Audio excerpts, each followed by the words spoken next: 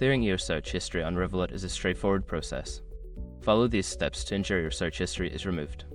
Step 1. Open the Revolut app. Launch the Revolut app on your mobile device. Make sure you are logged into your account to access all features. Step 2. Navigate to the Profile section. Tap on the profile icon, usually located in the top left or bottom right corner of the app. This will take you to your account settings. Step 3. Access privacy settings. Scroll through the settings menu and find the privacy or security option.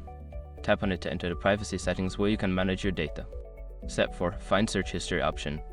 Look for an option labeled search history or similar. This section will show you your recent searches within the app. Step 5. Clear search history.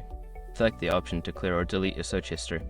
Confirm your choice if prompted, and your search history will be removed. By following these steps, you can easily manage and clear your search history on Revolut. Regularly checking your privacy settings can help you maintain control over your personal data.